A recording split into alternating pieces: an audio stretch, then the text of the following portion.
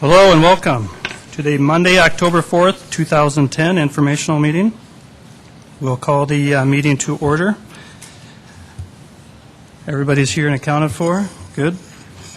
We'll start with our City Council staff report from Deborah A. Owen, City Clerk, Chief of Council Operations. Thank you, and good afternoon, Sioux Falls City Council. As you can see, we have new microphones. We have a few more on order, but hopefully this will help.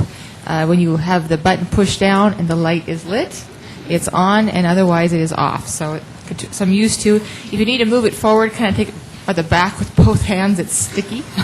So hopefully that will help us make sure that we have our microphones on. We had some that were not working well in the past. And then on to tonight's agenda. For the 7 o'clock agenda, there will be an item that will be walked in tonight under new business by the Community Development Darren Smith, and it has to do with canceling some special assessments on some land. There are some instructions in your red notes about that for you to take a look at before the 7 o'clock. If you have any questions, see me after this meeting. In addition, under unfinished business, the council may want to pull item 11 and 12 out by itself for a vote. And there's some instructions in there as well for you to consider that for the 7 o'clock. And then to reminder because we are walking in the resolution for the last item, item 26 tonight, it will take 6 votes if you want to adopt that tonight because of an ordinance. So it's 2-15, and it needs 6 votes for it to pass. So thank you. That's everything. Greg, Deborah, or if Darren is here, I don't know that all of us know what this walk-in one is about. I know it's about assessments, but we haven't been briefed on it.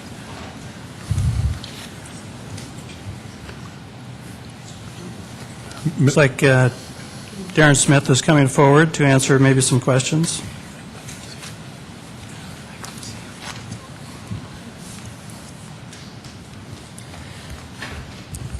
Red light's on, so these are on, I take it. Yeah, thank you. Just briefly, Councilmember Litz, I think, will be making a motion tonight to add this item to the agenda. And obviously, this isn't the way we like to have items placed on the agenda, but unfortunately, because of the timing of what's going on with the process, we didn't have much of a choice. So, long story short, we have a property that has been a problem property, to say the least, for the city over the last several years. We have an opportunity to acquire this property, and we've hit a lot of snags in the process because of additional liens and assessments against the property. And we had a closing scheduled a couple weeks ago for this property for the agreed-upon price of $25,000. Unfortunately, just a few days before the closing was supposed to take place, we discovered an additional $33,000 in liens and assessments. So it was an unpleasant surprise. We called off the closing. But in an effort to keep working on this and acquire the property for the city, we have worked out a deal with most of those that have debts and liens against this property. So we have another closing scheduled for this Friday. And we've got everything worked out. However, the last step here is to ask the city, various departments, Public Works, Planning, and the health departments, to waive the existing assessments they have on these properties so we can get back down to that $25,000 purchase price. They've all agreed to do that, but because assessments are placed on a property only by council action, they can be repealed only by council action. So that is the resolution you will have. And again, all of this happened late last week. We want to schedule the closing as quickly as possible to acquire this property.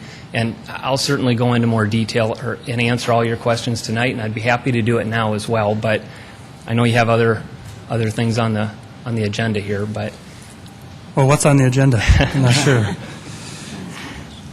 We have a question here. Sure. Will this also have to go before Minnehaha County then? No.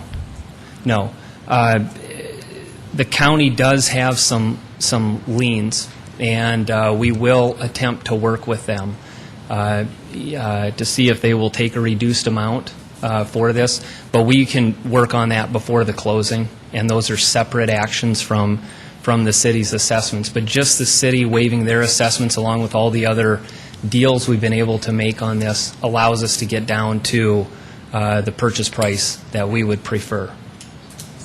And frankly, the city will save money on this, even by waiving the assessments, because if this property is maintained by the current owners, you can pretty much count on health and planning to be out there for years to come, mowing, snow removal, litter removal, and so forth. That's why it's very important for us to acquire the property. Councilor Erpenbach? Darren, just to clarify then, I'm just looking at our notes. The city assessment portion is $9,900 and some change. Is that correct? That's correct. That's the part that we're going to vote on. The Yes. rest of this is extraneous. That's our section. Yes, that is Okay. correct. Good, thank you. Yeah. Councilor Brown? And Darren, the intended use for this, is it to rebuild on that property like a community development house? Yes, it would be. First and foremost, as I mentioned, we'd like to acquire the property now that we have this opportunity, and we have everything worked out to do that. The house has been condemned, so the city is prepared to demolish the house. Again, through this process, we'll be able to do that for probably a third or fourth of the price by using a private contractor to do that. But long-term, and that means probably 2011, yes, we would like to consider building a home in this neighborhood. And I can't tell you how many complaints the city has had from neighbors in this neighborhood. They want us to get this down. It's another reason we push for a closing as soon as possible. So if we are able to close this Friday, we are confident we'll have it demolished by the end of this month. And just for the public's sake, this is at 1122 North Duluth Avenue? Correct. And I would just add to that then that we have notes in front of us that are now available online on siouxfalls.org. So if there are people that are questioning what we're talking about, that's where that is available to the public. Yes. All right, thank you, Darren. All right, now to the event everybody's been waiting for. We'll move on to Mayor Huther, and welcome, Mayor. Thank you. You have a presentation for us? I do. Thank you very much for allowing me this opportunity.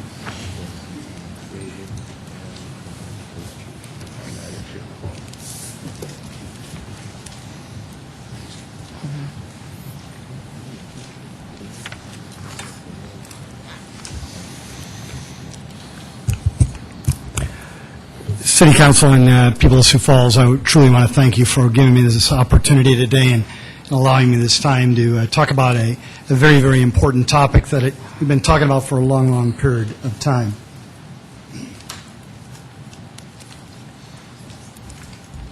I'm just following through with what I said I would do if I were elected by the people of Sioux Falls. During the weekdays, I went business to business, and then on the weekends, I went door to door, meeting with people of Sioux Falls, listening and learning from them along the way. Now that I'm mayor, still listening, and I'm still indeed learning. The people of Sioux Falls, and yes, the people of South Dakota, they're ready. They're ready for a new event center in the great city of Sioux Falls. When I was going door to door and business to business, I truly identified that the majority of people in Sioux Falls wanted a new event center built. Then later on in our campaign, we actually did some polling and found that regardless of where the people of Sioux Falls lived, regardless of their political persuasion, whether they were Republican, Democrat, or Independent, regardless of whether they were male or female, and yes, irregardless of their age, the majority of the people of Sioux Falls wanted a new event center built, and they were ready to pay for it.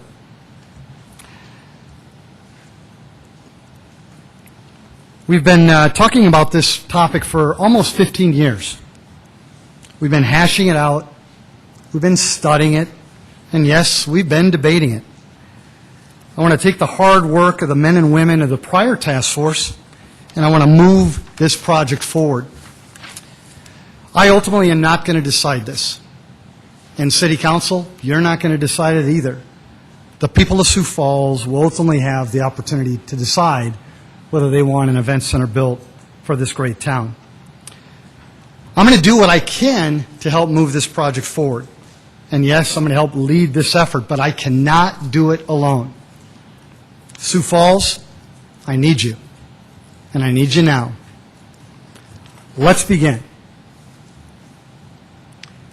There are so many puzzle pieces involved in an effort like this. And again, when you talk about this for 12 to 15 years like we've been doing, hashing it out, debating it, you go through these puzzle pieces, and there are many. Funding, the size of the event center, the location, parking, the timing, when should we build it? Who's going to use it? How are we going to utilize this facility? What will the economic impact be for Sioux Falls and, yes, for South Dakota? The operational aspects of it. How much is it going to cost to maintain a facility like this? Questions like that. Traffic. The reality truly is that this is a topic, this event center topic is one in which all of us and every citizen of Sioux Falls will not agree with in its entirety. There's just too many puzzle pieces. There are. However, the discussion has gone on well for at least 12 to 15 years, and it's time to make an investment in this great city's future. As long as we infuse balance, some common sense, openness, yes, folks, some compromise, and a never-ending spirit that we will achieve this goal, we will ultimately succeed. I know that there's been a lot of talk about this vision. I want to try to break out this for all the people of Sioux Falls, and I'm going to try to do it as simply as I can. And again, the plan is not complete. The pie is not fully baked. In fact, not all the ingredients are ready for the pie. However, I think that you need to have an understanding of what this vision is, and I'm going to try to lay that out for you today. Here's the recommendations. Number one, that the City of Sioux Falls construct a new event center at the same location as the existing convention center / arena. And City Council in Sioux Falls, we're going to talk about this more in detail as we go on throughout this presentation. Number two, that the new event center will be an arena configuration. You can play things like basketball in it, hockey, arena football, have concerts, rodeos, and so many other things. And we'll seat up to 12,000 spectators. Number three, that the capital improvement funding be provided by cash reserves, by bonds, and that private entities support the facilities through things like naming rights, both outside and inside the facility, suite and premium seat licenses, donations, and many other things like that. And then number four, parking strategies have been developed to provide additional parking for this facility. Let's start with number one. Number one, that the City of Sioux Falls construct a new event center at the same location as the existing convention center / arena. We need to build a new arena, and we need it to replace the aging 50-year-old Sioux Falls arena that we have today. We want to attach it to the existing facility that's out there today. Why? You capitalize on the existing infrastructure. It generates an increased flat floor space for conventions. That was a really, really hot topic last year and by the last Event Center Task Force. And I also believe that it is something that we need to consider. The location is the most popular and, yes, indeed, most palatable with the public. Parking already exists, but, yes, more will be developed, and we'll talk about that more in today's presentation. And that, yes, there are hotels, restaurants that are already there, and more will indeed come. I don't believe we need to tear down the old arena. I don't. It provides another venue as needed. The facility that is there today could be altered for other uses and other purposes. And again, remember that convention center flat floor space is maintained if we don't tear it down. And even though, yes, there are some improvements that can be made, the shell of the facility is in fine shape. And then, of course, Howard Wood Field remains in its current location. Number two, that this new event center be an arena configuration. Basketball, hockey, arena football, concerts, rodeos, and so many other things, and it will seat up to 12,000 spectators. Why 12,000 seats? Well, it's going to meet today's needs that we have in our city, but it will meet needs for generations to come as well, in terms of future growth that we know the city is going to have.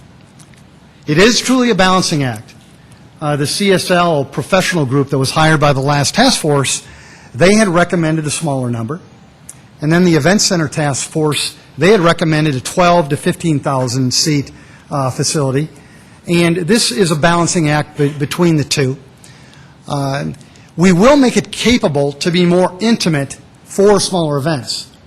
And you can do that in a variety of different ways, and the architect will help us do that, whether it's drawing down curtains or doing some other things, but you can make it more intimate as the venue needs based on the performance that night. But at the same time, we can also design it in a way so that as this city grows and as our needs change and we grow with those needs, we can also expand it if necessary in the future. And then something that is important, at least for us to take into consideration, is that a 12,000-seat arena would meet the NCAA requirements for at least Division I basketball tournaments, which is an important thing that I know the City of Sioux Falls is very, very capable, very, very willing, and very, very excited to host. The money. How much is this going to cost? And again, folks, I'm not going to overpromise and underdeliver to you today. I'm not going to do that, but we had to start somewhere. And we'll explain these numbers to you in greater detail, but for planning purposes, we believe that we can build an event center for $90 million, have the furniture and the fixtures that would go inside it would cost another $5, and then again, we've talked about that parking and the parking needs. We're estimating about $4.5 million for that, for a total of about $99.5 million. The good men and women of the City Council, about a week ago, they were confident enough to appropriate $500,000 in the 2011 CIP budget. I want you folks to understand that approved appropriation of $500,000 in the 2011 CIP is 1/2 of 1% of the planned expenses that you can see above. Number 3, and this is probably the most important topic for the people of Sioux Falls. I heard that loud and clear when I was campaigning, and I continue to hear that loud and clear now that I'm mayor, and I know that these city councilors will agree. The number one topic that comes up time and time again is, how do you pay for it? You know, $99.5 million is a lot of money. Well, here's how we're recommending that we pay for it. Through cash reserves, through bonds, and yes, through private entities. Folks, this needs to be a public and private partnership in order for it to be successful. And ultimately, we believe that will occur. We know the city well. And when it comes to partnerships, no one does it better than Sioux Falls. Again, we talked about naming rights outside and inside the facility, those seat licenses, those donations, and things like that. The numbers that I presented to the City Council earlier are up above. Cash reserves would be about $15 million. That private partnership, up to $24.5 million. Bonds, up to $69.5 million, for a total of $99.5 million.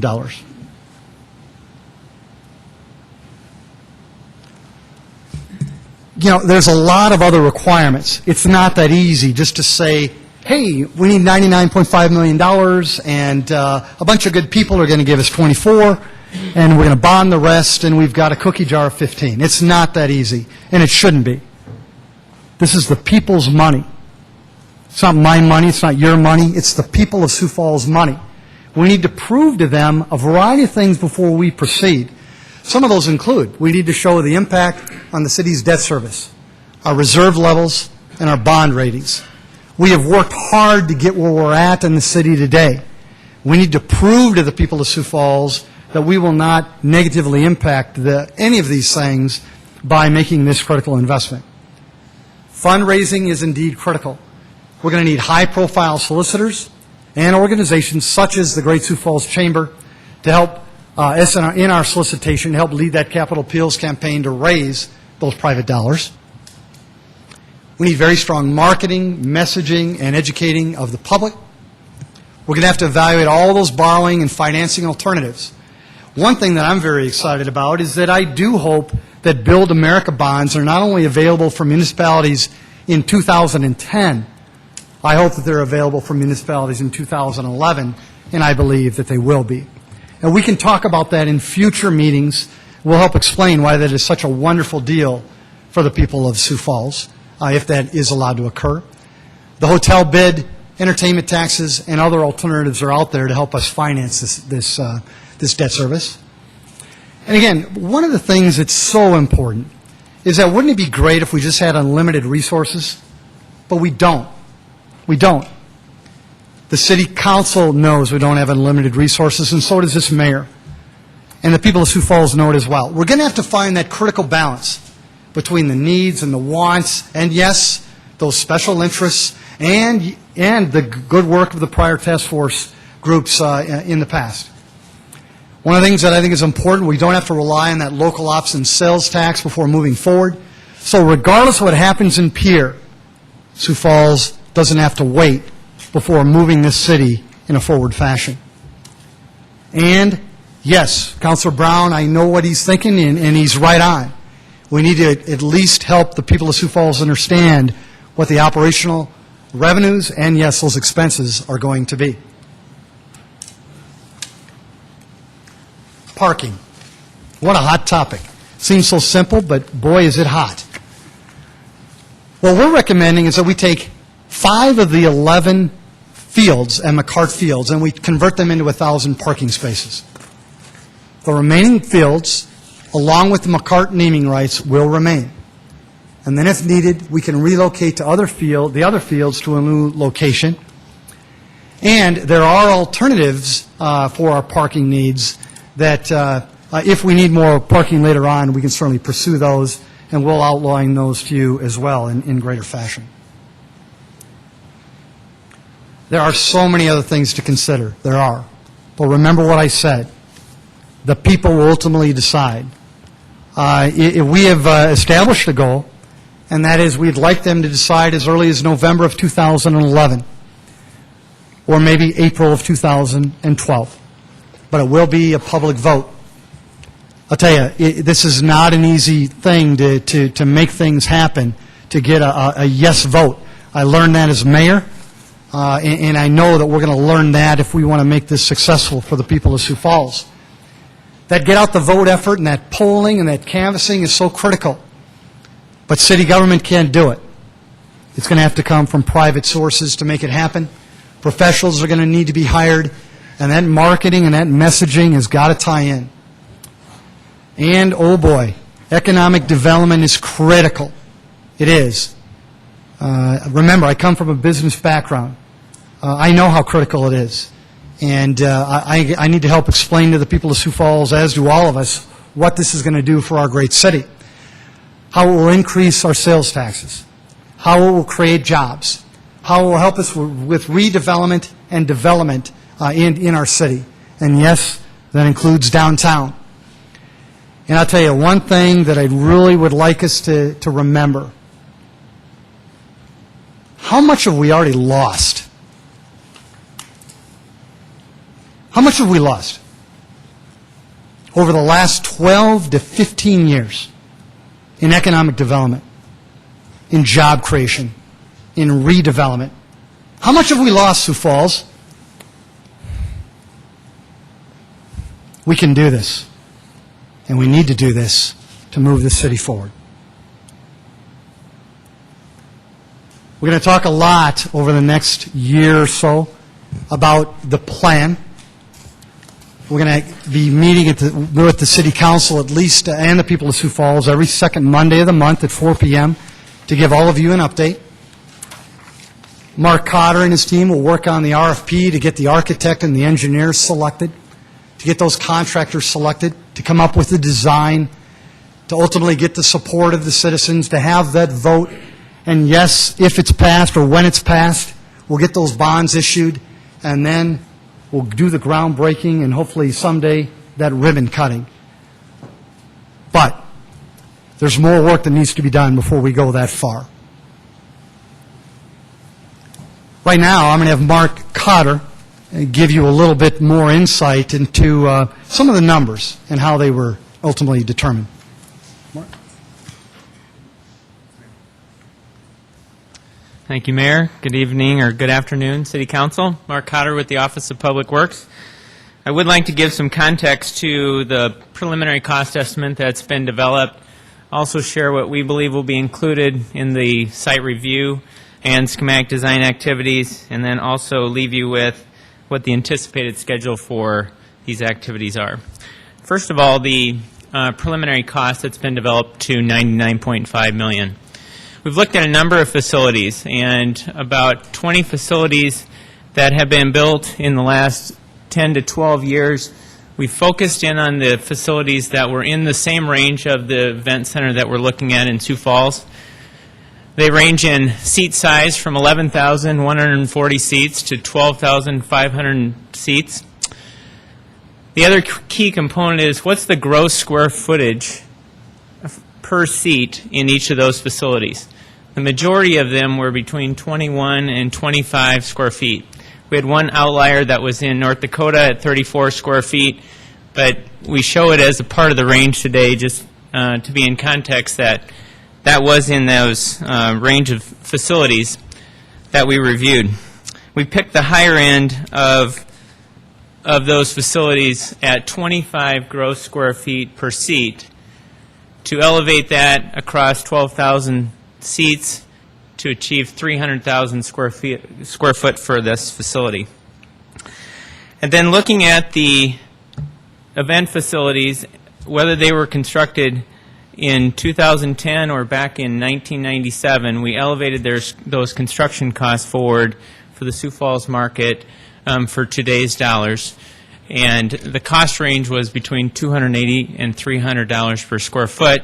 So when you take that number times the 300,000 square foot, that yields $84 to $90 million for the facility. We've added $9.5 million that encompasses furniture and fixtures and parking to achieve the $99.5 million estimated starting cost.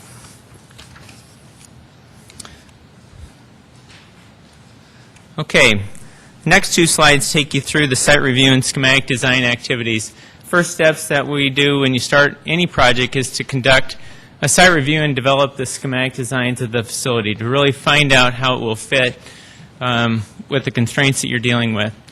Normally this site analysis is about 6 to 15% of the overall fee that will get charged by the architects and the engineers, which will range between $420,000 and $900,000. We believe a lot of work has already been done, and that's why the appropriation of $500,000 will be a very good number to get the work started, to develop the schematic design drawings, to eventually get to a firm fixed cost of the project, and then move it forward for a public vote. The work does build upon the work of the prior task force, and at the end of the day, with the construction manager at risk contractor, we'll get a firm fixed cost for this new facility, which will allow us to run a number of other strategies that we'll talk about here shortly. We will solicit qualified teams with experience and availability. There's really two different contracts that we're looking at here. We're looking at an architectural contract that has a local architect as well as a national architect that specializes in event centers. We'll have them also require to have a local civil engineering firm to address all the public infrastructure as well as things like transportation network and those types of civil functions, as well as we think it's very important that they have on their team these firms that specialize in managing these facilities. They have a lot of institutional knowledge, what's worked in facilities across the country, and will require that to be a part of their team. And then the second contract will be a construction manager at risk contractor, and they will work, they'll be separate contracts, but they'll work in tandem. There'll be value engineering done throughout the entire process on a parallel basis to eventually allow the construction manager at risk to provide a guaranteed maximum price. Okay, what will the $500,000 buy? Essentially, again, we'll start with conducting a site survey and review the existing infrastructure. We will provide a comparison of alternative sites. There obviously has been discussions over time that this has been studied, that other sites, and even today, merit another review. And so we will provide a comparison of alternative sites once the experts are here, show them the existing information, because there certainly has been a substantial amount of existing information developed, and go through that process. Then we get through that step, and then we will conduct a geotechnical investigation for the engineers in the room. That's when we drill the soil, establish what's below ground so we can set up our appropriate designs. Then there's a series of conceptual design activities and public outreach to really work yourself to a point where you have a preferred alternative, and then eventually create the final schematic designs. Parking plans will be developed, and a digital building model will be done, so you can not only see, now with the technology, you're able to be able to go all the way around the building with a computer, and also go all the way inside a building, see it change from different venues, be it a basketball venue or a hockey venue, so you can actually see how the building will actually function and how they'll change from different venues. So we'll ask for that as well. Again, once we get a good, solid schematic design, we'll request the contractor, the construction manager at risk, provide us a guaranteed maximum price, and then develop a reasonable final design and construction schedule.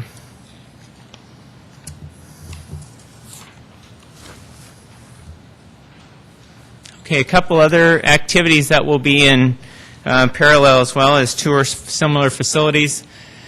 Once we have the guaranteed maximum price, we'll be able to really start to work on the financial pro forma, as the mayor said, not only of the operations, but of the funding strategies of construction, the economic impact analysis, and eventually conduct the community vote. And then in close for me, the next key step is to issue the request for proposal. And again, this is essentially a list of criteria that we want the consulting teams to include in their proposal, so we can go through an evaluation process, shortlist, interview, and eventually select, so the consulting team can start just after January 1st.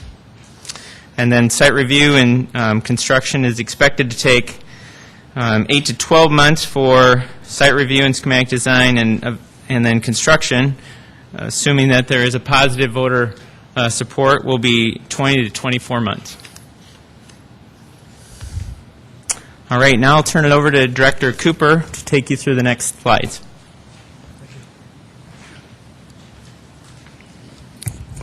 Good afternoon, everybody. I'm Mike Cooper with City Planning and Building Services. I'd like to start off by thanking the mayor and the City Council for allowing me to participate once again in this discussion. When the mayor talked about 12 to 15 years of history with this discussion, my history goes back to the 1990s, when I was asked to sit down with a group that was talking about the idea of building a dome over Howard Wood Field. So I'm hoping that someday we can finally get something accomplished, and I'm very anxious to participate once again in this discussion, because it is probably one of the most important decisions that this community will be making for many, many decades. Having said that, I was asked to bring in some historical information to the process, and along with Councilman Intamin, I was involved in not only Task Force 1, but also Task Force 2, which was the 08-09 report. And so a lot of the information that I'm going through today is the result of the last 2008-09 Task Force recommendations. And the first thing is, why has the Arena Convention Center been recommended as the best location? Because there was a lot of discussion about that during the process. And some of the key points that were brought out is that we can do multiple events at the same time by utilizing the arena and the convention center. And the event centers, the mayor said, would provide additional flat floor space for a greater number of conventions or events. And I have a lot of liaison with both Global Spectrum, the managers of the convention center, and SMG, the managers of the arena. And I hear constantly about the need for addressing both of these issues. We know that there's existing parking out there that can be used, and we know that access is generally good from all directions. By locating an event center out at the current site, it does not preclude future renovation of the arena or even expansion of the convention center.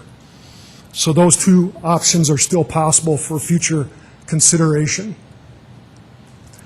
And we also know that we can utilize existing resources and fully leverage them as good stewards of the taxpayers' dollars, whether those are more efficiencies of managing one complex versus multiple complexes, one location versus multiple locations. And so again, that's the last bullet again, that as we look at not only what's going to cost to build the facility, but what is it going to cost to operate and manage the facility, those kind of considerations have to be taken into the final decision-making process. A lot of discussion has happened in the past, and as I'm looking around in the audience today, will continue in the future about the current Arena Convention Center site or somewhere out by Interstate 29 and Interstate 90 or downtown. And again, I'm recapping here some of the discussion that has occurred in the past about some of the challenges facing downtown. We know that we're continuing to work on the railroad relocation. Whether or not anything happens downtown with this process, we are still very committed to completing the railroad relocation, but the process is taking much longer than we ever expected, and we are still, in reality, years away, hopefully not too many years, but we're still a few years away from completing that process. We know that we have some challenges with the road access and the transportation system. We've had traffic analyses done in the past, and we will certainly look at those again and see where we need to update those with current conditions and future projections. We know that we don't have good proximity to an interstate highway system within the downtown like other larger metropolitan areas do. And the ongoing discussion about parking for a 12,000-seat arena, we've estimated that you need at least 3,000 additional parking spaces. And so the debate or the discussion has always been how much parking is within a 2 or 3 or 4 block walking distance of downtown, and then what will be the availability of those parking spaces either for a daytime or a nighttime or a weekend event. We know that we don't own any land currently within the downtown that we can utilize. If we do acquire a site, it could require demolition of buildings. And also, by limiting a downtown site to just a freestanding event center, it would not expand the flat floor space for conventions that we would have by doing it out at the Arena Convention Center site. So again, there's some challenges with the standalone facility. As I said earlier, if you don't coexist or have a concentration or a clustering with the current facilities, that also presents some challenges. The timeline that we would have to look at to acquire adequate land and make it available. And we know from all the debate that we've had in previous years that although there is a lot of opinion about downtown pro, we also know that there's a lot of opinion about downtown that is not pro downtown. So the debate has gone on in the past, and we are hoping that we can work through this process of eliminating that debate and at least justifying the final decision.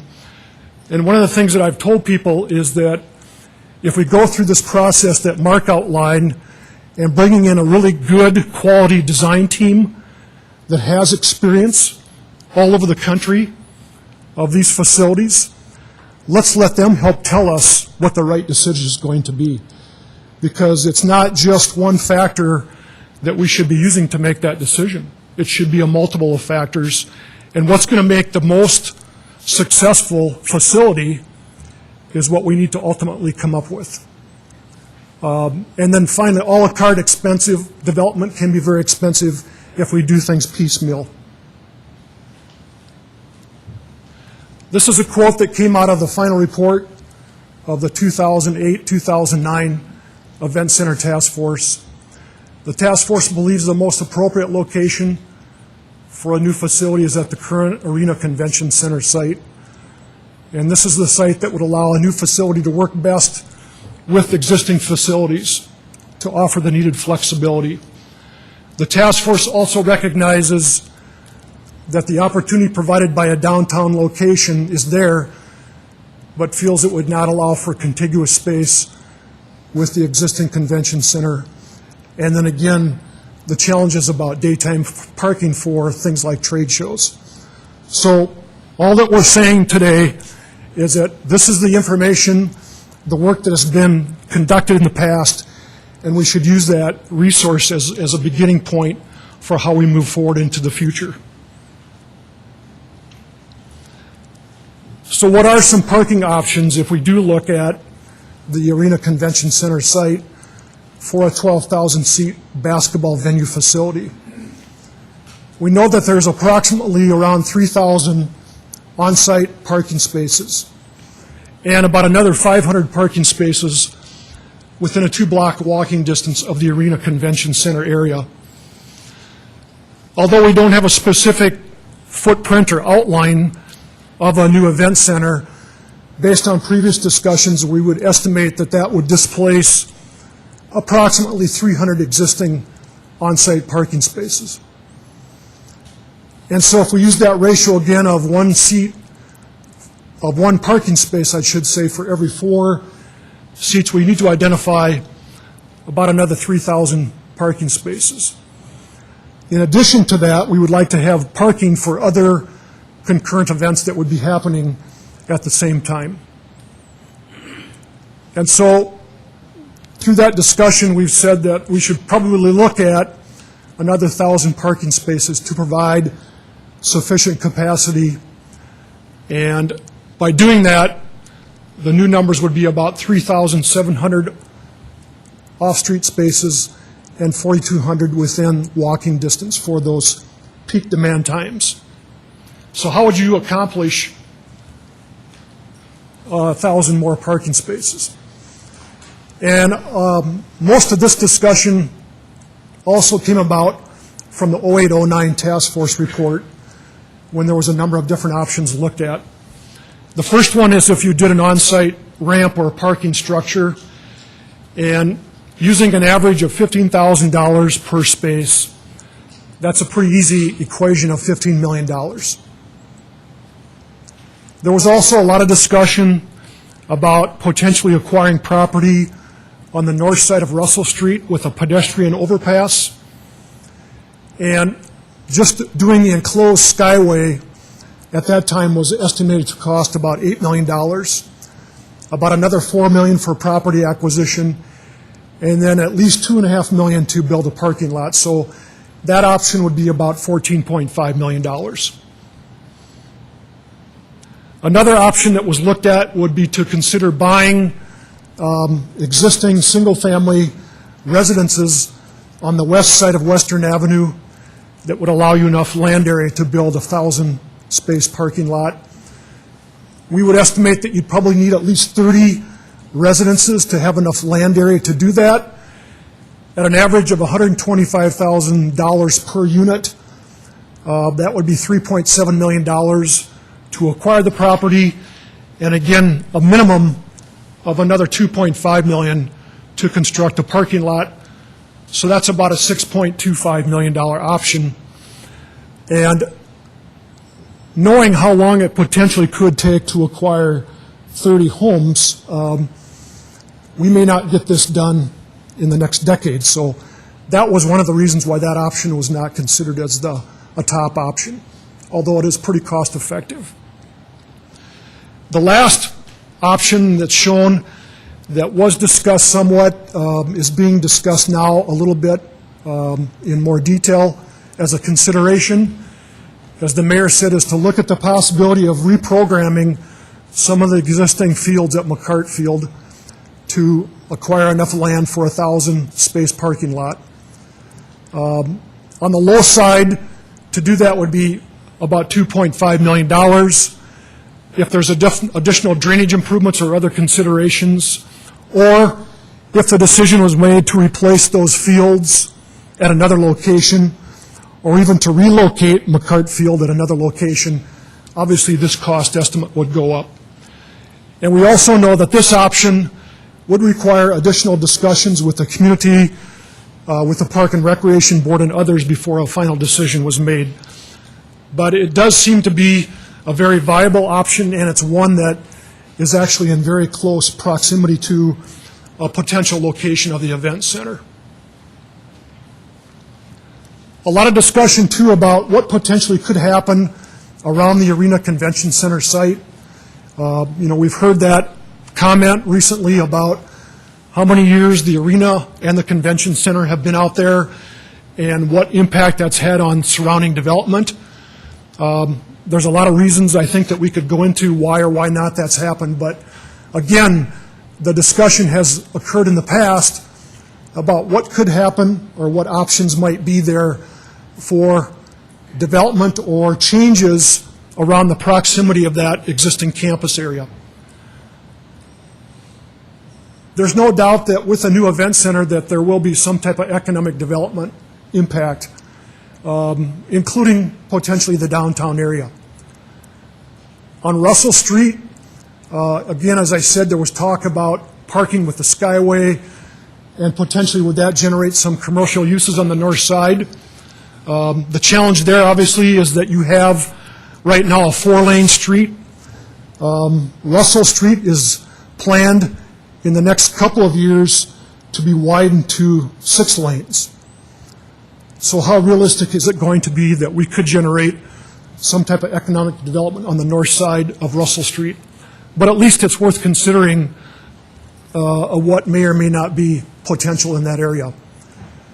We know that the Ramkota, Brymark Inn is a very active area for not only Arena Convention Center facilities, events, but also there's a real concentration out in that area of usage for activities that go on throughout the city.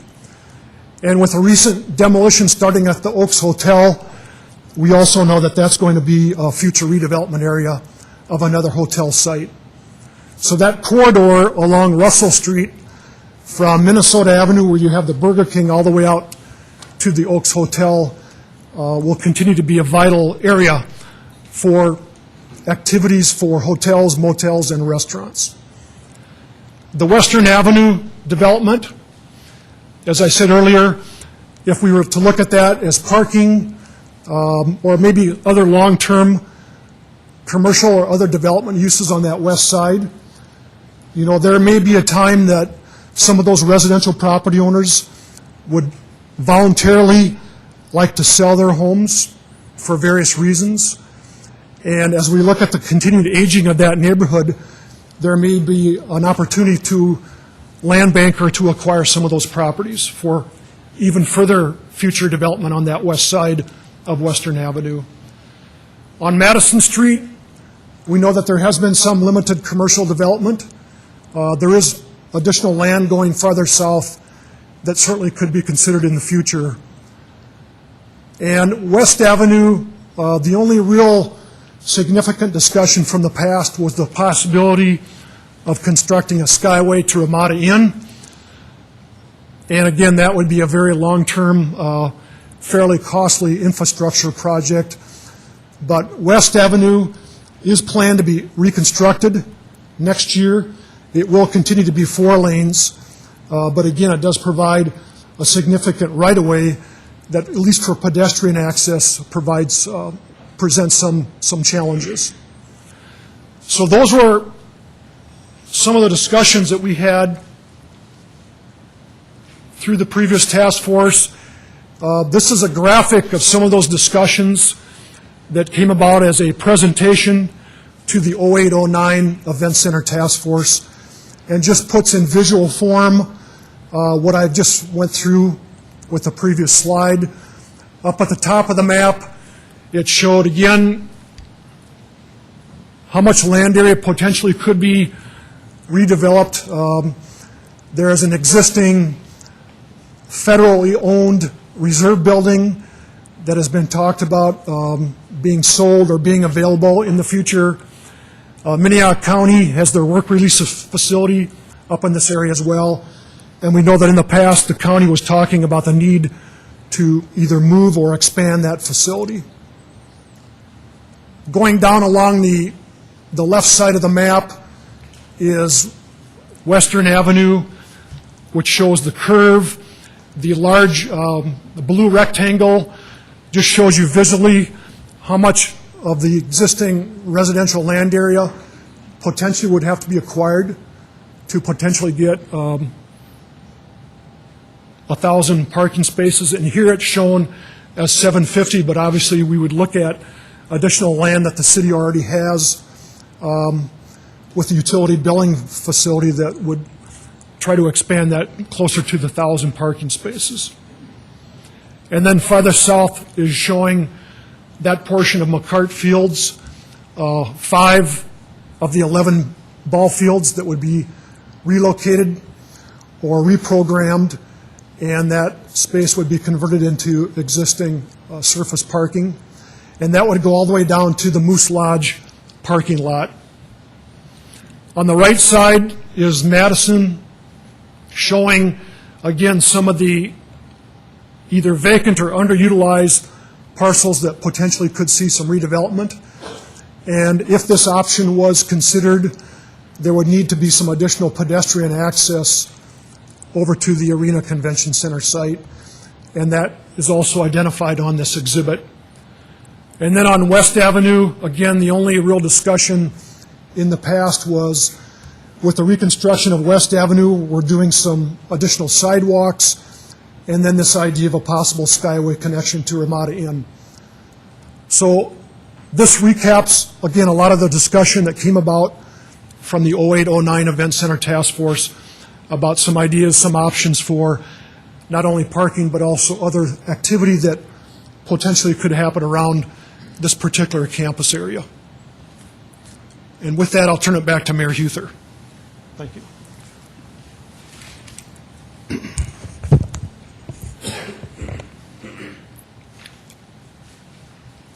One of the most important things that I want the people of Sioux Falls to know is that our city, we have superb financials, and we have a very, very high capacity to borrow money if needed. Years ago, the City Council, they put into place a policy that said you need to have at least 2 times the second penny income or revenues coming into your city versus the debt service that your city has. And that's an important thing to remember, and we'll talk about that further. But one of the things I wanted you folks to see is that whether you did a 20-year loan or a 30-year bond loan, that I wanted you to get a flavor for what the estimated debt service would be each year for the city of Sioux Falls. If we borrowed around $65 million for construction, or a total of around $79 million in terms of total issuance of the bonds, it'd be about $6 million a year that the city would take on for 20 years. If you did it for 30 years, it's going to be less, but ultimately you're going to pay more in the long run. It's just like borrowing money for your home. A 15-year mortgage may have a higher yearly payment, but over that time, it's going to cost you a lot more, or a 15-year will cost you a lot less than a 30-year loan. Same thing is going to apply here. Our city has a great bond rating. I've told you this so many times before, but I just want to reiterate it one more time. Moody's has given our city one of the highest ratings possible when it comes to our sales tax revenue bonds. We have a AA2 rating, which is one of the highest you're ever going to see for any city in the country. They just reevaluated some sales tax bonds that we had, and here was a quote that they had in there. Our rating reflects the city's consistently strong sales tax collections derived from a healthy local economy, despite recent weakening in collections, solid debt service coverage with limited near-term borrowing, well-managed city finances, and a healthy reserve level within its sales and use tax fund. Then later on, they had another quote that I think is important. Though fiscal challenges could arise, we believe the city's financial position will remain sound, given the city's historical record of prudent management, commitment to protecting existing reserves, and funding legacy costs on an annual basis. You know, even if we were to take on additional debt in the city, I wanted to give you a flavor, Sioux Falls, for how we stack up against cities very, very comparable to Sioux Falls.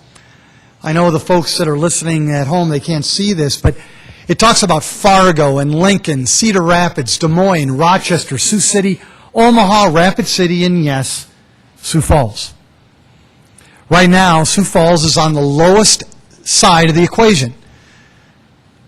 We're spending about $1,772 in debt per capita right now in Sioux Falls. It's the lowest of all of them. Even if we were to take on additional debt to build a new event center, there'd only be one city lower than us, and that's Rapid City. And that's barely lower than us. All the other cities are higher than the city of Sioux Falls. What is this saying? It's saying Sioux Falls, the city council and the mayors before me, they've done a really good job managing the finances of our city. And so when you hear people saying, oh my gosh, we're in such debt, or oh my gosh, we're in such turmoil when it comes to the debt burden of our city, when you hear that, whoever's telling you that is wrong. They are. Our city is very, very strong financially and will continue to be strong even if we take on additional debt in this city. I want to touch on that city council policy decision just a bit. And we showed this to the city council, and I want to show it to the people of Sioux Falls as well.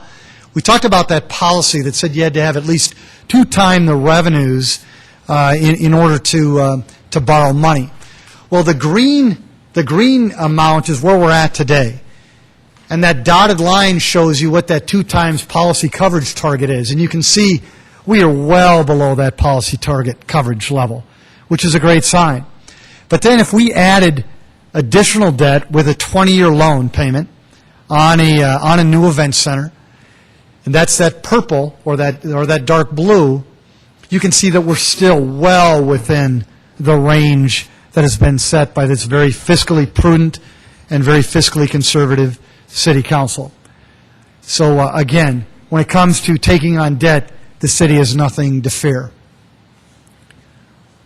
Let's add some additional revenues just for giggles, because I think it's important that we do that. If you throw on the entertainment tax revenues on top of the second penny, now look at the amount of borrowing capacity that we have. Our capacity is even greater. And I think that one thing that's also important to remember, Sioux Falls, is that we are a city with no general obligation debt. That's unheard of in cities across our great nation. We've talked a lot today about all the things that go into a project like this. There's a lot of puzzle pieces. There really are. We've talked about funding. We've talked about traffic. We've talked about economic impact. We've talked about location. We've talked about the size of the facility. We've talked about uses, operational expenses and revenues, parking, and yes, timing. We've talked about all of those things today. When you put the puzzle pieces together, it shows you just what can be accomplished if you can find some common ground on all those pieces.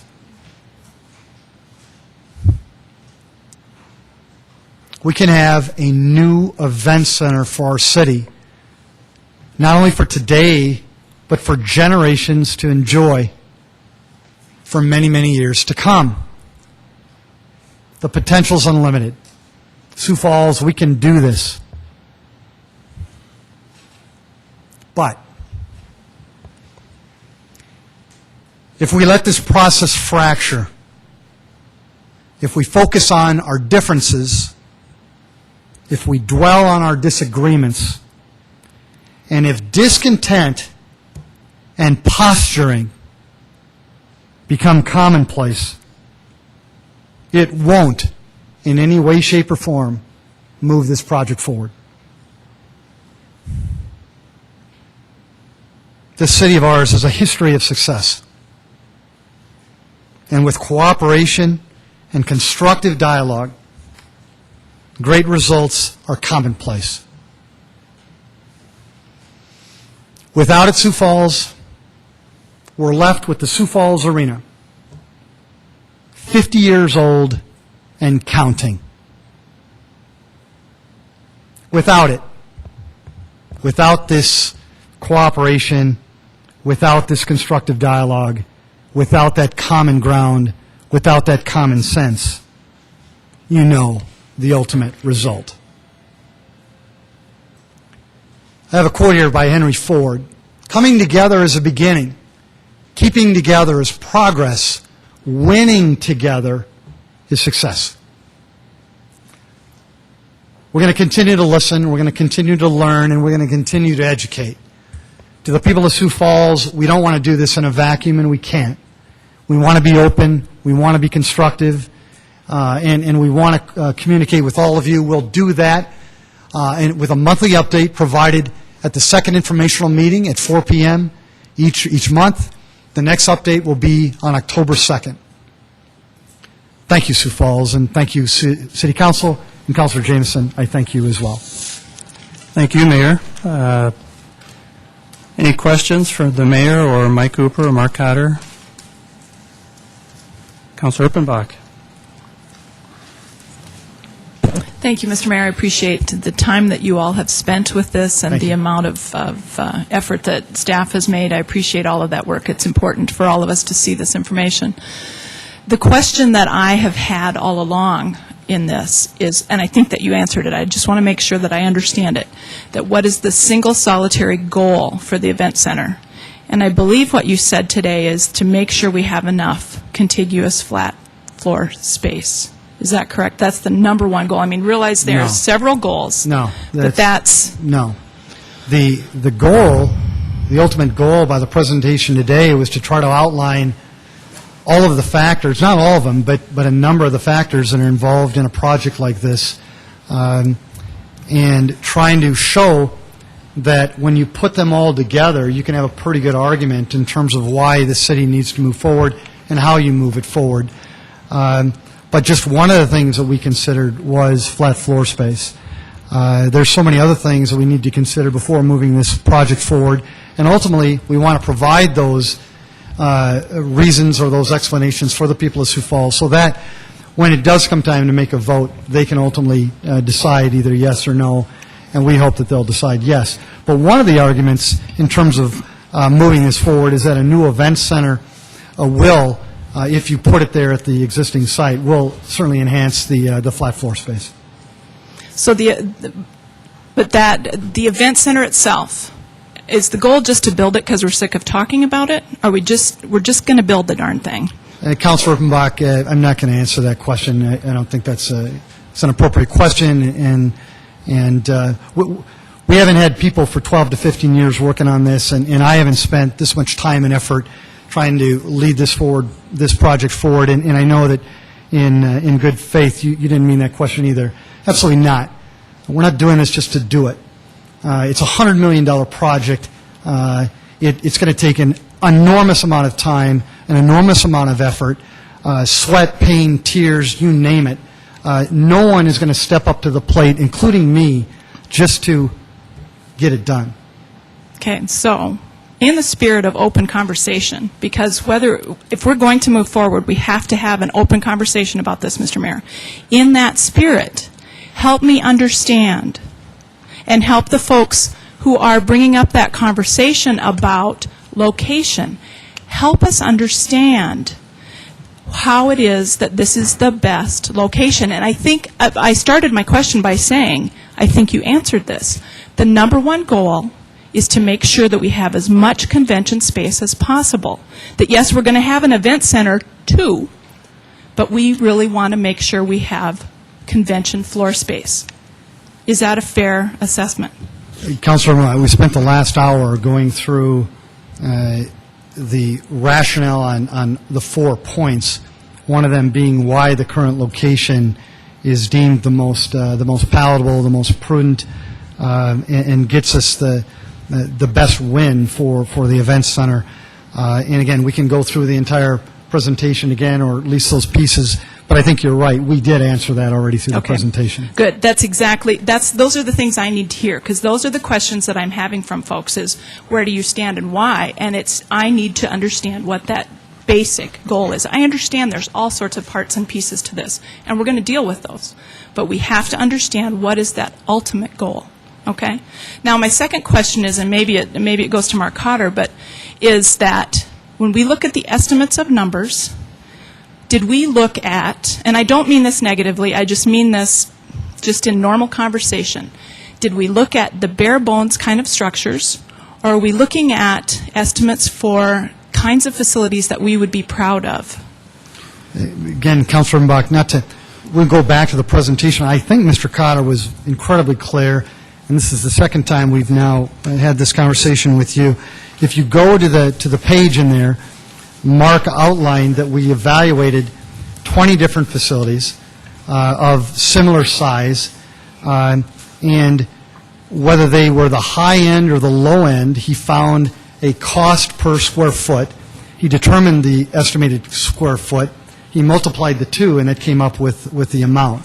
So he didn't go in there to identify whether it was a cheaply built facility or the highest end facility.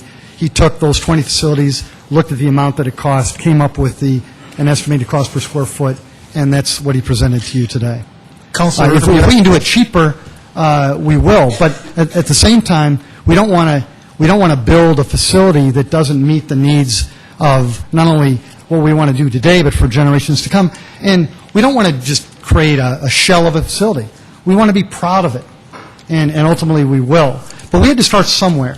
Before we came to the City Council and asked for $500,000, we at least had to estimate what this thing may cost. And that's what he did. It is truly an estimate. Is it going to be spot on? No, it's not. But we at least had to come to you with at least some rationale in terms of how we came up with this $500,000 figure. And that's what Mark did, and that's how we came up with the $90 million. Good, thank you. That's the way I wanted to hear that question answered. I appreciate it.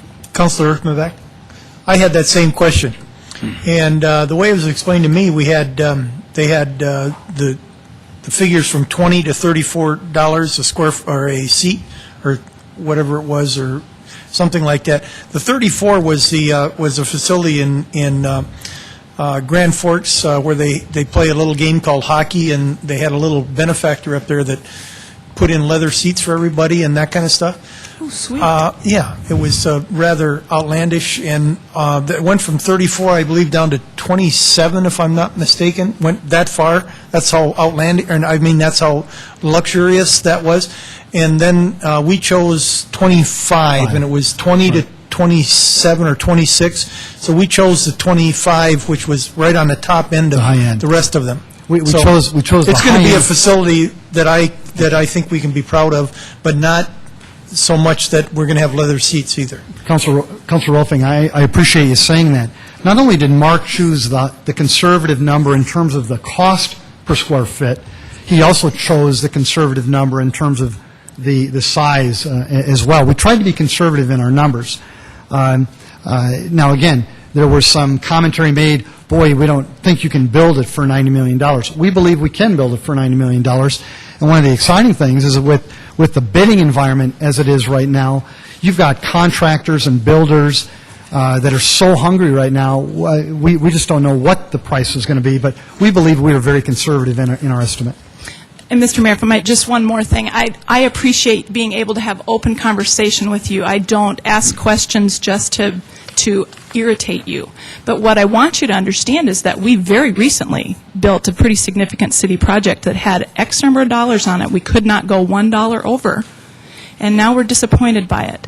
There are things that are missing in that project. There are things that we ran out of money and couldn't put them in there. I just want to be sure that it is a facility and that we've talked this through and we've thought this through. And I think the folks that are watching and listening to us want to know that we've talked that through as well. Well, and I think, Councilor Urbanbach, you can see by the presentation, we didn't just come up with this overnight. We had men and women of the prior task force that worked on it for 18 months. And then, of course, you've got myself as well as my team that have been working on this for a long, long period of time. One of the reasons we didn't want to come forward earlier than not was because we didn't feel we're ready.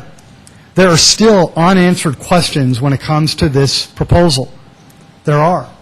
That's why we're going to continue this dialogue at least every month for months to come. Because, Councilor Urbanbach, we don't have all the answers yet. We don't. And as much pressure as we had from folks to say, tell us what you already want to, tell us what you want to do. You know, tell us this, tell us that. We felt that it wasn't the right thing to move forward, to come forward because of all the speculation, because of all the rumor, because of all the guessing. Because if you do that and you're not ready, it just looks like it's just a bunch of hodgepodge and a bunch of dreaming. We want this to actually get done. We really do. And ultimately, we presented an hour-long presentation today that I think shows you a lot of detail, but there's still a lot more detail to come, a lot more unanswered questions, and we will answer those for the good people of Sioux Falls before they have the opportunity to vote yes or no. Because we know Sioux Falls and we know South Dakotans that if you try to pull the wool over their eyes, they will vote no. And I believe this City Council, deep in their heart, deep in their head, they want a new events center. And so I look forward to working with you to make that happen. If I could just add one other thing, I apologize. These are the things that I'm saying to folks who are asking me these questions. I'm at a point now where I don't want to hear the statements, I think, I believe, I feel. This is no longer about how I feel about this. This is no longer what I think about this issue. This really has to be based on solid numbers, which we're starting to see now, but it has to be based on what's the best for the city of Sioux Falls, and it cannot necessarily be based on what I believe in my heart or what I think might happen. So I think if we're going to move forward together, that we all have to have that same agreement. This is no longer about me, myself, and I. This is about all of us together. And Councilor Urbanbach, I can't agree with you more, and that's why that $500,000 was so critical. That truly provides the impetus to move away from I think or I believe or I feel. Because then you move it from some visionary thing or pie-in-the-sky thing to where you bring in real professionals to really put the real meat on the bone. And Councilor Urbanbach, that's why that $500,000 was just so critical. And so I thank you, along with the rest of the City Council, for voting yes on that and moving this forward. Councilor Brown? Mayor, I too would like to thank you for putting this together, very comprehensive. Thank you, Councilor Brown. Thank you for also acknowledging that there are operational costs to this. And I'm wondering, and you may not have the answer today, and I respect that, but when do you think we will know the operational costs? Because I think it's important for voters to understand that that's the part that always burdens the city the most. We can afford to borrow the money. Yep. You've demonstrated that very well, but it's that general budget that is so difficult from year to year. And Councilor Brown, I don't have that answer today. I don't, but we will find that answer before we proceed. We have to. Okay. We have to. And I commend you for recognizing that. You are also a business person, and I appreciate that. And it's critical that we understand that, and we will. I will tell you, in all fairness, though, this isn't going to be a profit generator on its own. Right. I don't want to snowball anybody.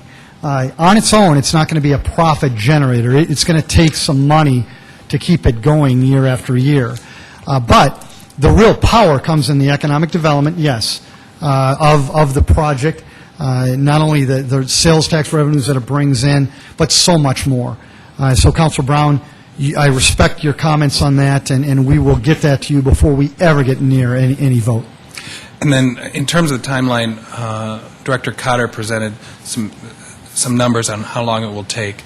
A few months ago, you stood before us and said it will open in 2014, March of 2014. Is that the timeline you're still on? Well, we can make it happen in 2014. We can. Do we need to have it happen in 2014? No. No. You don't have to pass the Sioux Falls because of me. You don't. You don't. Folks, if you don't want this to happen in 2014, that's up to you. But I said that I would help lead this cause. I said I would do that if I was elected as your mayor. And lead it, I will do. I'm also going to push. That's what I've done in the 25 years I've done in business, and I told the people of Sioux Falls I would push. Because this is going to be one of the most challenging projects we will ever tackle in this city. I know that. And I'm going to push. I'm going to push hard. I'm going to push in the spirit of, yes, ultimately getting it built, Councilor Brown. But we can build it by 2014. We can. But if the process as we're going through it shows that that's not the right thing to do, that we need to build it in 2015 or 2016, whatever it is, we will let that process play itself out and ultimately move forward. Folks, we want to do this thing right versus fast. And you have my commitment that we'll do that. Thank you. Just a couple more. In terms of those 20 facilities that we're doing comparisons on cost, I would also be interested in seeing where those 20 facilities are and what we can learn from those communities. Maybe they decided that they put them in the wrong place, or maybe they can give us very good facts for why they are located where they are. I would be interested in seeing that comparison as well. Very fair. And then the difficult thing for me on the parking situation is right where you stood a few years back, directors were telling us that the parking was perfect downtown. It's hard to sit here and listen to that today when it's a complete about-face. Who do we believe? Well, I think what we will present in one of the meetings, in fact, Darren Smith, I've asked Darren to present a complete parking analysis, not only for me, but also for all of you as well. And he will do that, Councilor Brown, so that we can get a good flavor for the parking in downtown Sioux Falls. I mean, folks, if there is anybody who wants downtown to be more vibrant than me, let me know. Let me know. I want to make downtown so incredibly vibrant, and I'm going to help lead that effort as well. But one of the things that I've challenged Darren Smith on is I do need to see those parking, the parking situation that we have. I need to see it. CNA is only a beginning. There's other great businesses that are coming to downtown Sioux Falls or looking at downtown Sioux Falls, and one of the things that they always challenge us on is indeed parking. So, Councilor Brown, I can't speak to what was happened 2 years ago, but if indeed that happened, and I'm sure it did, we need to come back to you as well as the rest of the City Council and the people of Sioux Falls and help them understand the dynamic today. Thank you. I really do appreciate it. And please understand that the questions we ask are questions we get from the community, sure. and it's all part of the process. But I appreciate you taking that first step. No, my pleasure. Again, there are so many puzzle pieces, and we're probably going to have a City Council meeting on every one of the puzzle pieces to help justify why we believe it should be this size, or why we believe this parking option is the best, and we'll continue to work through that. Councilor Entenmann. Thank you, Mr. Mayor.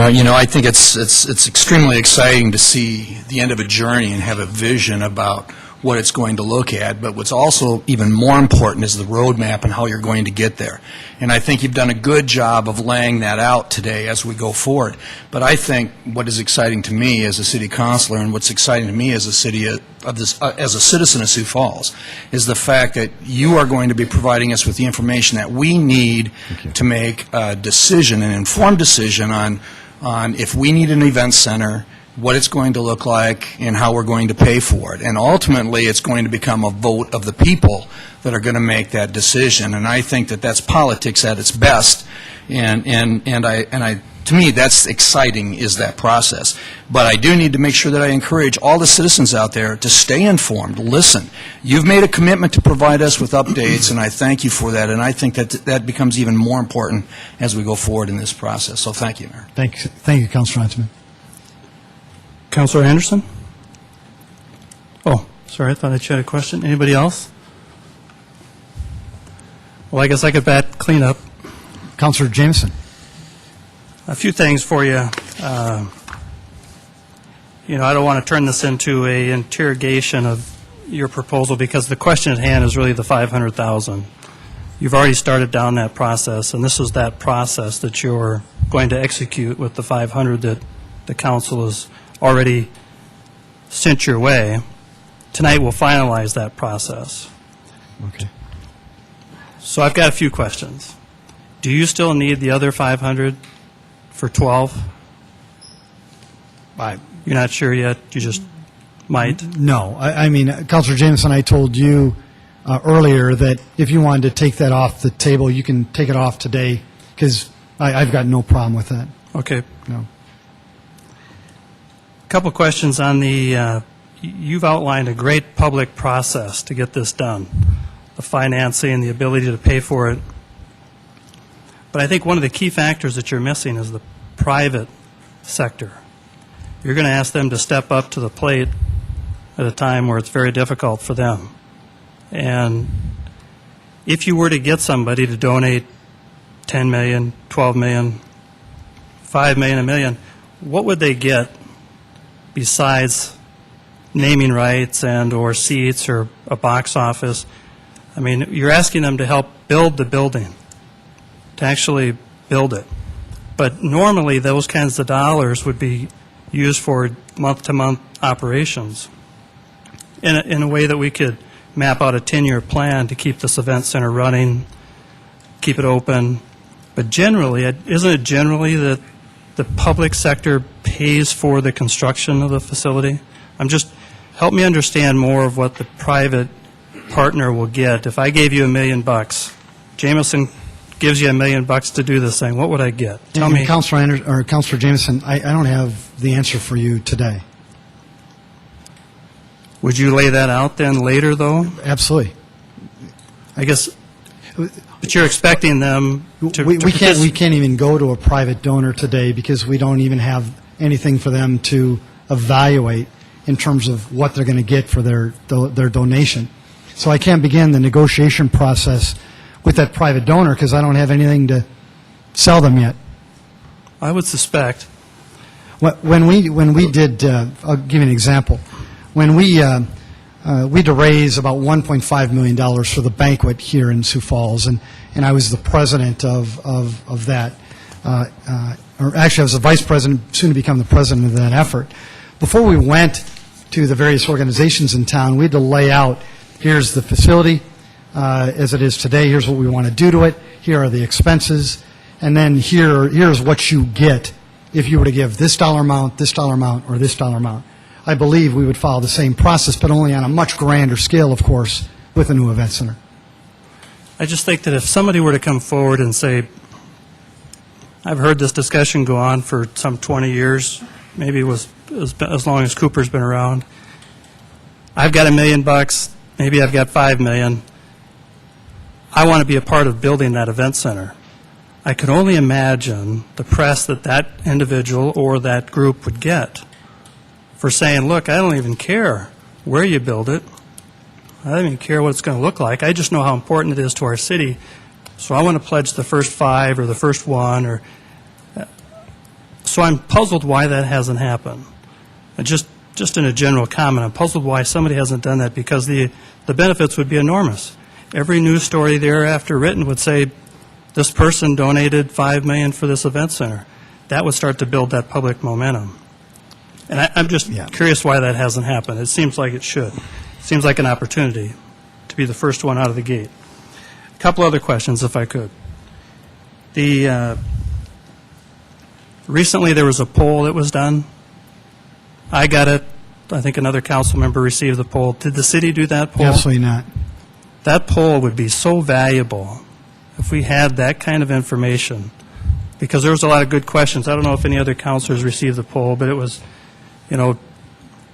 where would we want it? How often do we go downtown? How often do we go to the arena? Things like that.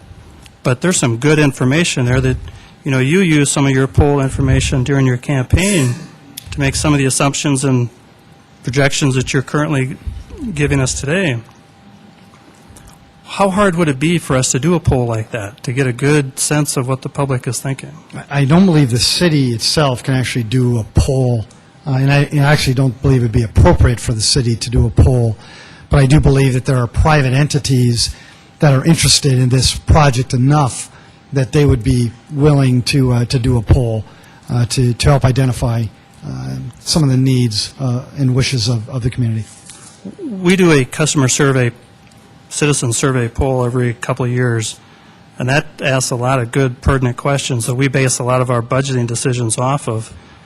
I guess I don't know why it would be such a bad idea, but maybe it is illegal, maybe there's a law that you can't do it. But I can promise the people of Sioux Falls, there was no polling done by any of your taxpayer dollar. Very good. None.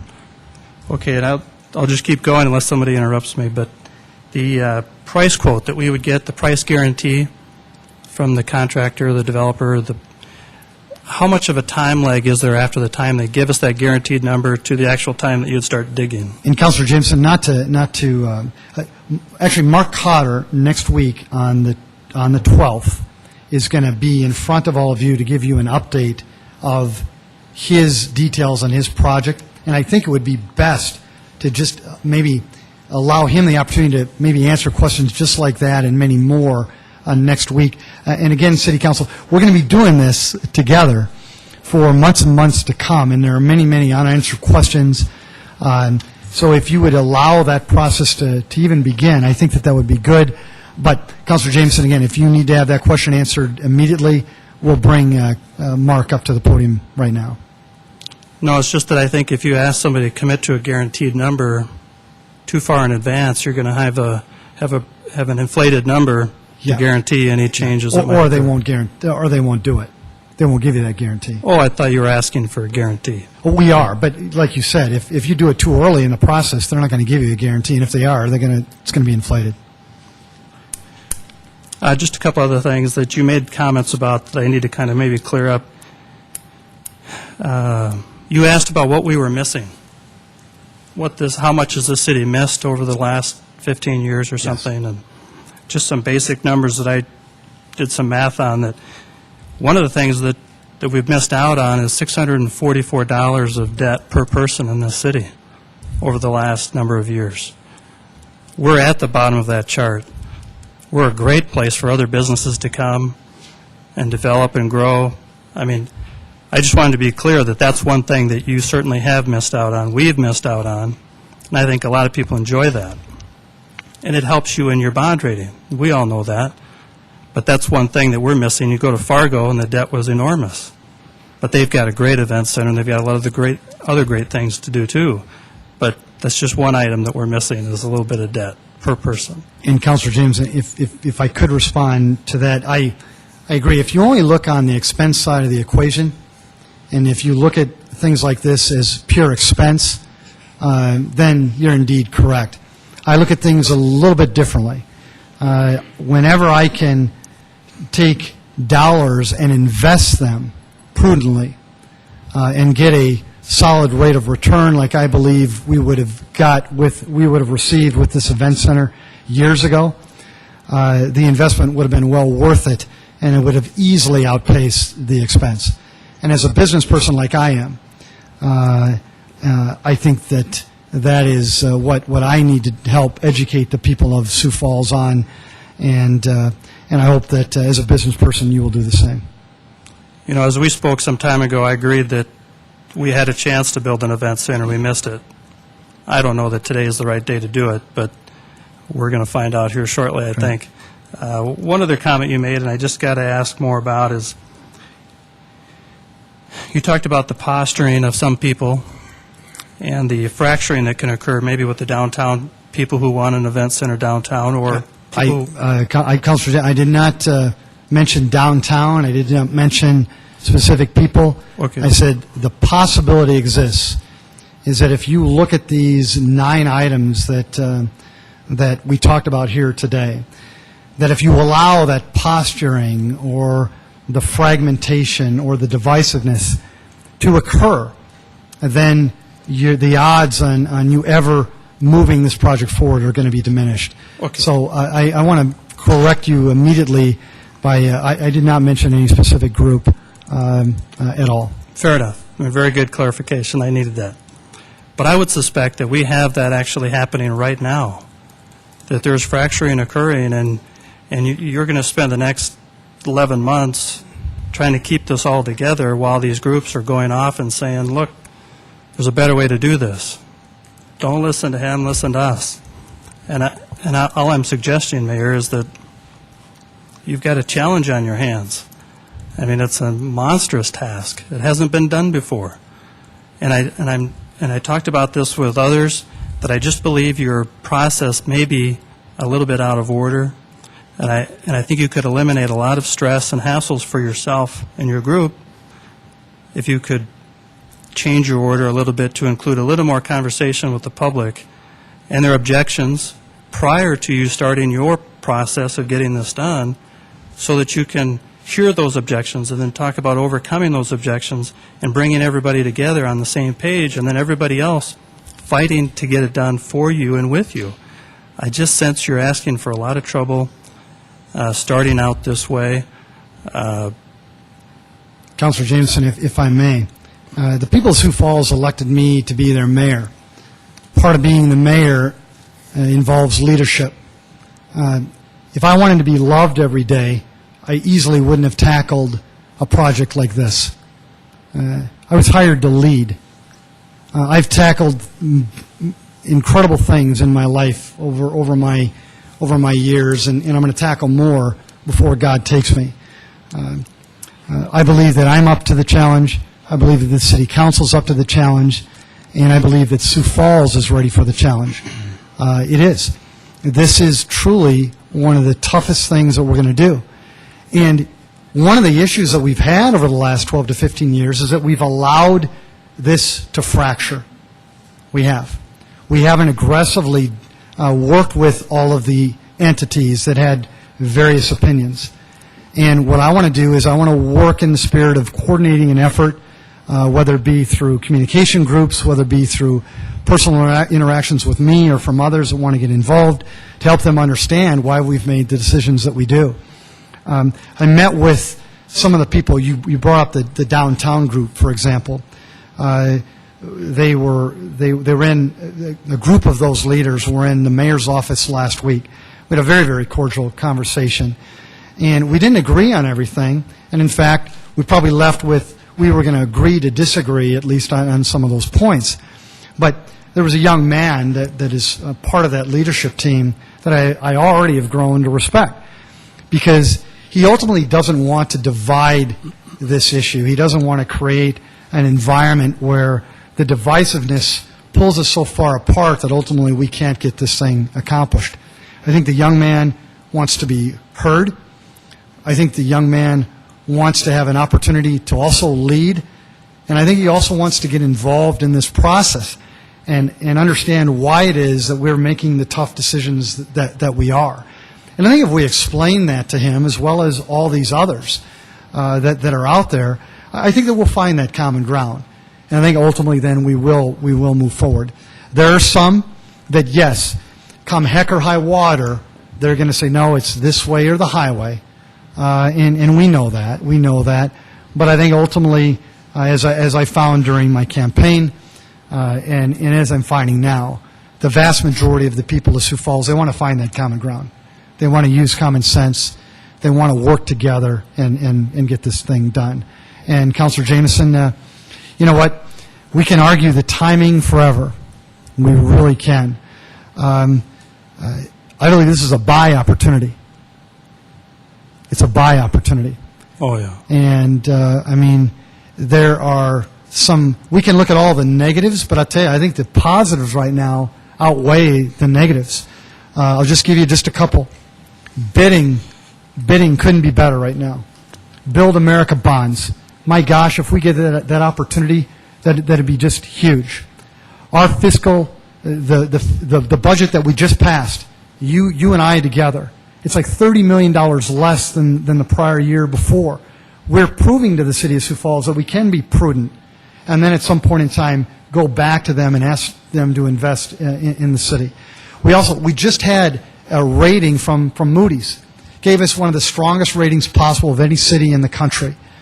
And last but not least, the city's ready. They are.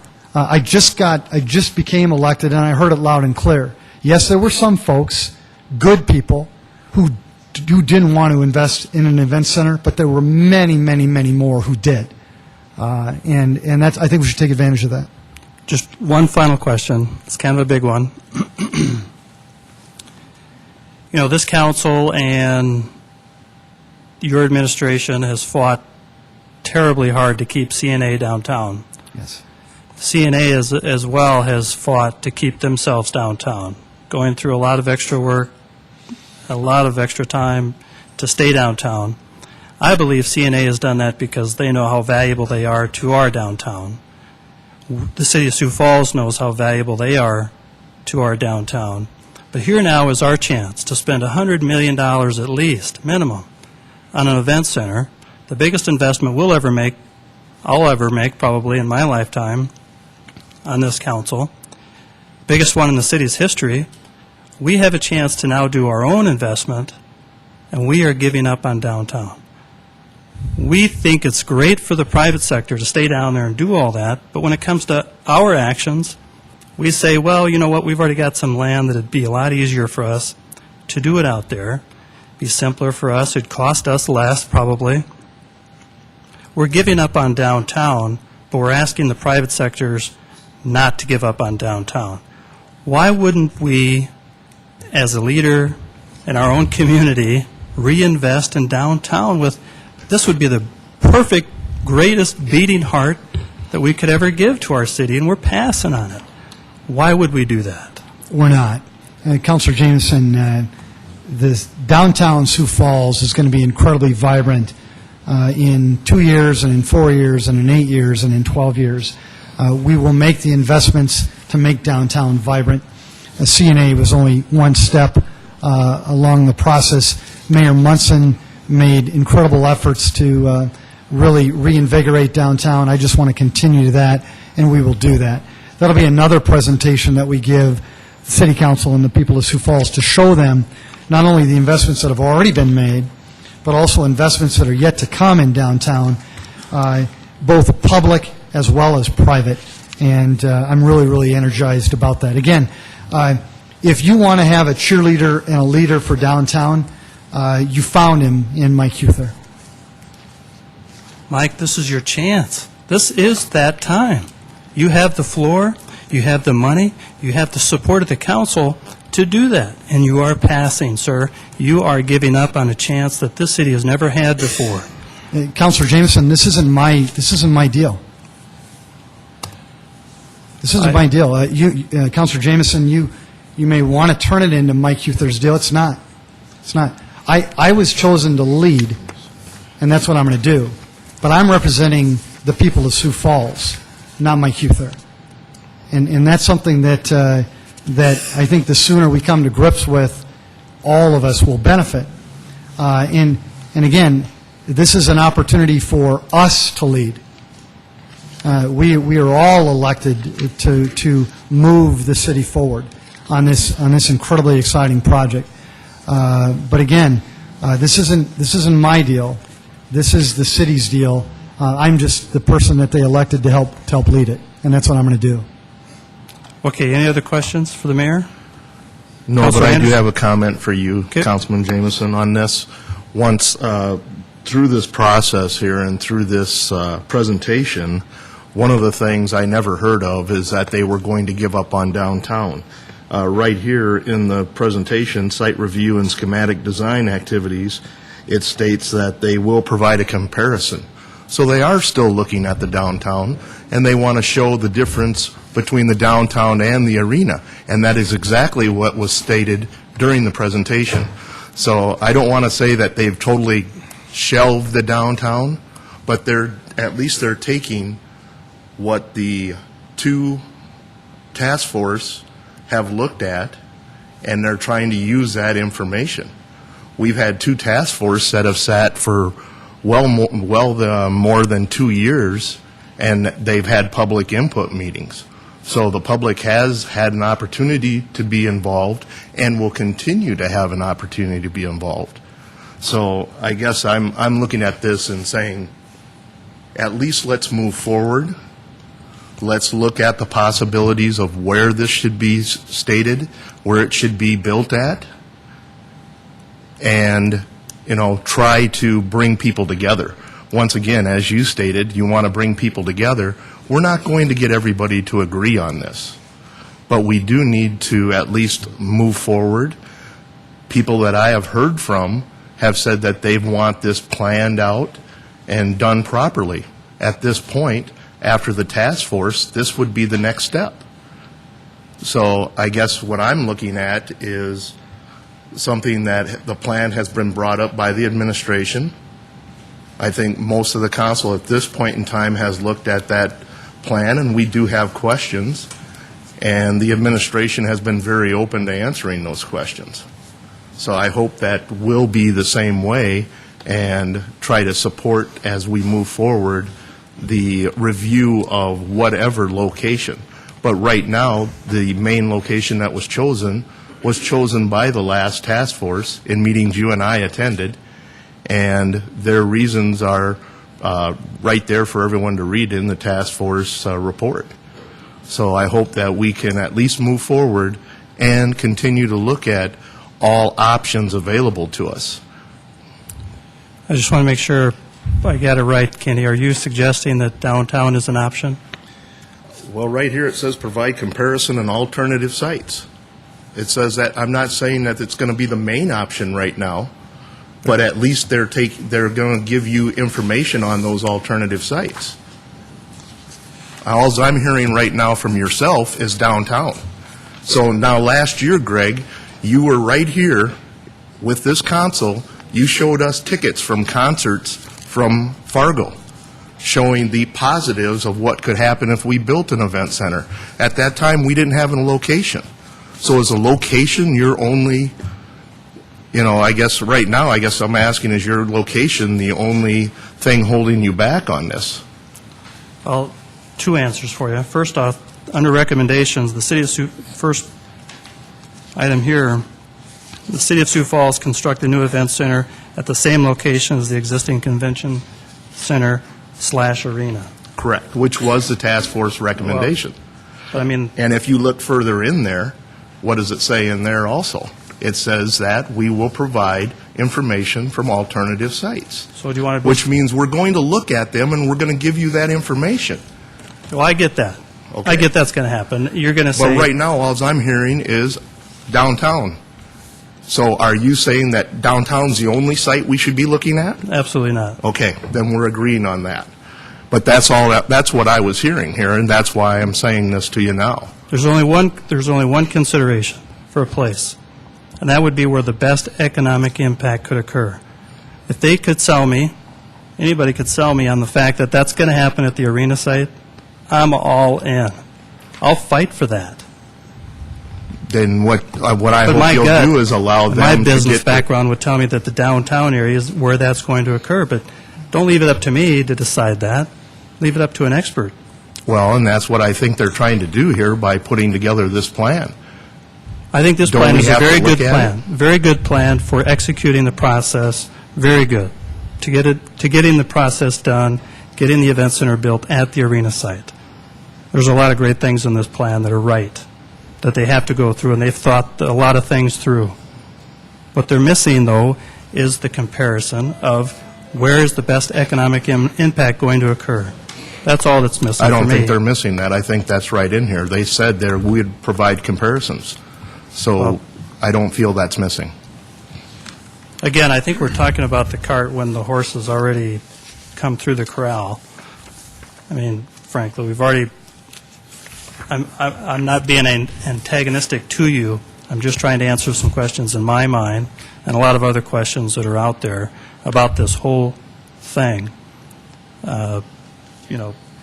I don't want to suck up all the time here because we do have a lot of other things to cover today.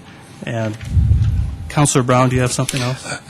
Mayor, just for the citizens that are watching, could you explain what the process will be in terms of public input and for them to weigh in on this? It's not completely finalized yet, Councilor Brown, but I think the first step was at least to provide a monthly update, and we'll do that on the second informational meeting of the month at 4 p.m. Either I'll do it, or Mark Cotter, or Mike Cooper, or someone, or maybe we'll do it in tandem, to provide you and all of the people of Sioux Falls, along with the City Council, of what we've learned, what issues we've identified, what opportunities we've identified, what we've spent, what we're going to spend, things like that. And then, as we're going and we find out that we need to do it more frequently, we can do that as well. We do want it to be a transparent process, and as we've talked about today, we haven't really got the horse even out of the gate yet. we're already whipping it. And I think it's let's allow the process to begin, and then we'll have all the questions asked, and then we'll do our best to try to answer them as best we can. Councilor Brown? We probably do need to think about that process because we have a room full of people here that I'm sure would all love to speak as well, but at our 4 o'clock format, which is now nearly 6 o'clock, that doesn't work. But so I would just encourage your staff to figure out a way that public can give us feedback publicly in hearings or some sort as well. Thank you, Councilor Brown. Thank you. All right, any other questions for the mayor? Well, City Council, I do thank you, and the people of Sioux Falls, I do thank you. We have put a lot of time and effort into it, but there's been a lot of time and effort put into it way before we had a crack at it, and so thank you all. Let's make this happen. Okay, thank you. We'll move on to the rest of our agenda here, starting with the Audit Committee report. We've got an item on the agenda tonight at 7, item number 22. Vernon, do you have any comments you'd want to add as far as... Deborah will go through that this evening. The Fiscal Committee, this is what it was originally proposed for the Audit Committee in terms of membership, having more council members on the Audit Committee. And so Deborah will give you the overview of what we discussed, but I think a lot of you sat in on those Fiscal Committee meetings and are familiar with it. Thank you.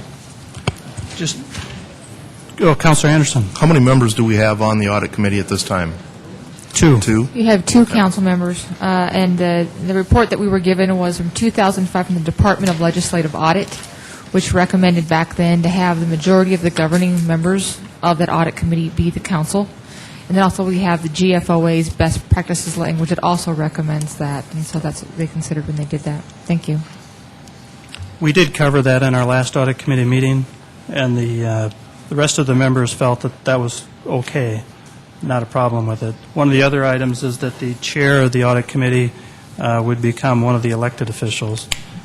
I don't know if anybody else has anything to add, but I think there was overall support for... I think we changed that, didn't we, Deborah? It could be a council member. Sorry. We did. We But allowed doesn't that to have be to be. open, it would be the option of the committee to make that election. Okay, very good. Any questions on that item? Okay, very good. Let's move on to Fiscal Committee. We have a 5 o'clock meeting.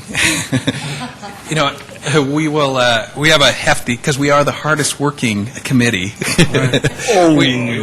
We have a hefty agenda, but I will cut it off at 6:30, so we do get a little break before we start the 7 o'clock meeting. But we will try to tackle a few of the items as soon as we're done with this meeting. Councilor Litz. Mr. Chair, thank you. I was looking at the agenda and found it very interesting, and I'm wondering, with Jill here doing her presentation, if we're actually going to have enough time to do this council or this committee meeting justice today. And I would entertain the idea, or at least like to put the idea out there, that maybe we postpone this for a week. Is that possible, or do we have to move it up to the next date? I guess I can talk to scheduling. I would like to just even get through whatever we could, just because we won't meet again until next month. That's our next scheduled fiscal committee meeting. I understand that, we have regular scheduled meetings, but is it possible to just postpone it for a week? Is that... I'm certainly open to looking at that. We have public services. We have public committee services meeting, next week. Yeah. The second hardest working committee. Actually, postpone. Perhaps Jill has a comment. Maybe she's willing to postpone her presentation. While I would be very happy to follow Mayor Huther tonight, I would agree to defer our topic for a week or two. I'm not sure which meeting you would want to put it on, but we could defer ours, so, in the interest of time. That would be helpful, I think. I don't know if there's any urgent matter that would be... It's not urgent, but we would like to, come back in a week or Sure. two so we can work with the clerk's office to get that scheduled. And actually, I think because the agenda hasn't gone out for next week, if that would be okay with you, that's a pretty light agenda, I believe, so. We could do next week October then on 12th, Tuesday? yes. Okay, If that works yeah, with you. that would be great. Thank you. Let's do that then. Without hearing any objection, we'll do that. All right, Land Use Committee. No report, Mr. Chair. Public Services Committee? No report. We meet next week. Very good. City Council open discussion.